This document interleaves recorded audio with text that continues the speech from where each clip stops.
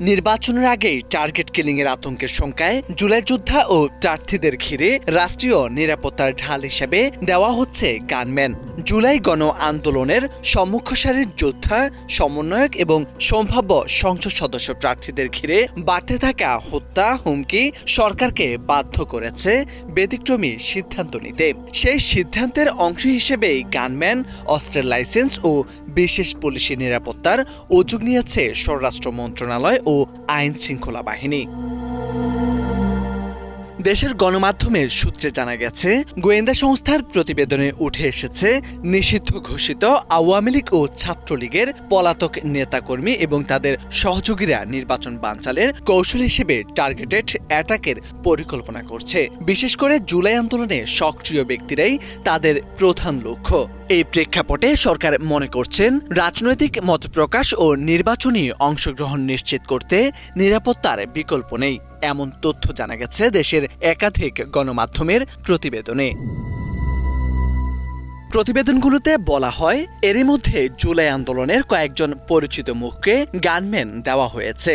তালিকায় রয়েছেন অন্তর্বর্তীকালীন সরকারের সাবেক উপদেষ্টা ও জাতীয় নাগরিক পার্টি এনসিপির আহ্বায়ক নাহিদ ইসলাম, দক্ষিণাঞ্চলের মুখ্য সমন্বয়ক হাসনাত আবদুল্লাহ, সিনিয়র যুগ্ম সদস্য সচিব তাসনিম জারা এবং উত্তরাঞ্চলের মুখ্য সমন্বয়ক সার্জিস আলম। তাদের ব্যক্তিগত অস্ত্রের লাইসেন্স দেওয়ার প্রক্রিয়াও এগোচ্ছে বলে জানা গেছে।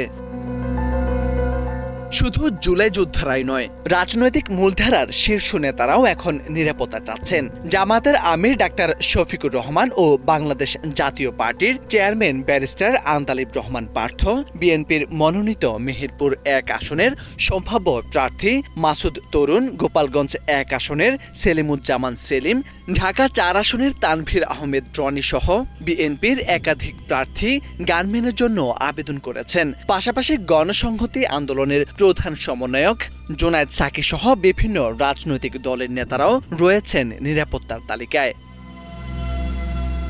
তবে নিরাপত্তা উদ্যোগের পেছনে সবচেয়ে বড় মোড় ঘুরিয়ে দিয়েছেন ইনকিলাব মঞ্চের মুখপাত্র ও জুলাই যোদ্ধা ওসমান হাদির হত্যাকাণ্ড। কয়েক মাস ধরে বিদেশি নম্বর থেকে প্রাণনাশের হুমকি দেওয়ার পর 12 ডিসেম্বর তাকে গুলি করা হয়। দেশে ও বিদেশে উন্নত চিকিৎসার চেষ্টা করেও তাকে বাঁচানো যায়নি। এরপর সিদ্ধান্ত হয়, ঝুঁকিতে থাকা জুলাই যোদ্ধাদের আর অবহেলা করা যাবে না বলে জানা গেছে গোয়েন্দা প্রতিবেদনে। এর ধারাবাহিকতায় হাদির পরিবারকেও দেওয়া হচ্ছে বিশেষ নিরাপত্তা। তার এক বোন পাচ্ছেন অস্ত্রের লাইসেন্স ও গানম্যান, অন্য সদস্যদের জন্য থাকবে সার্বক্ষণিক পুলিশি নজরদারি। গোয়েন্দা সূত্র জানায়, হাদির মতো ঝুঁকির তালিকায় রয়েছেন এবি পার্টির ব্যারিস্টার ফুয়াদ, এনসিপির হাসনাত আবদুল্লাহ সহ আরও বেশ কয়েকজন সম্মুখ সারির আন্দোলনকারী।